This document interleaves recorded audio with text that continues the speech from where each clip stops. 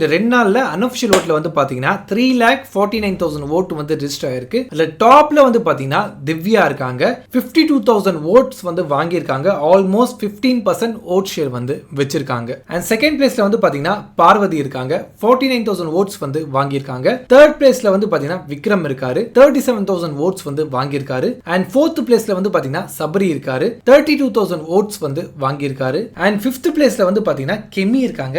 நான் காண்பது கனவா இல்ல நிஜமா 26,000 ஓட்ஸ் வந்து வாங்கியிருக்காங்க. 7% ஓட் ஷேர் வந்து வச்சிருக்காங்க. கெமிக்கு கீழே வந்து பாத்தீங்கன்னா சாண்ட்ரா இருக்காங்க. லாஸ்ட் வீக் சாண்ட்ரா வந்து பாத்தீங்கன்னா டாப்ல இருந்தாங்க. இந்த வீக் வந்து 6th பொசிஷன்ல இருக்காங்க. 23,000 ஓட்ஸ் வந்து வாங்கியிருக்காங்க. அண்ட் அதுக்கு அடுத்தது வந்து பாத்தீங்கன்னா கனி இருக்காங்க. 21,000 ஓட்ஸ் வந்து வாங்கியிருக்காங்க. அண்ட் அதுக்கு அடுத்தது வந்து பாத்தீங்கன்னா அரோரா இருக்காங்க. 20,000 ஓட்ஸ் வந்து வாங்கியிருக்காங்க.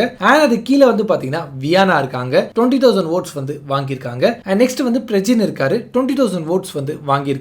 அண்ட் பாட்டம் 3ல வந்து பாத்தீங்கன்னா சுபிக்ஷா இருக்காங்க. வெறும் 16,000 ஓட்னா சுபிக்ஷா வந்து வாங்கியிருக்காங்க. அண்ட் பாட்டம் 2ல வந்து பாத்தீங்கன்னா அமித் இருக்காரு. 16,000 ஓட்ஸ் வந்து வாங்கியிருக்காரு. அண்ட் பாட்டம்ல வந்து பாத்தீங்கன்னா ரம்யா இருக்காங்க.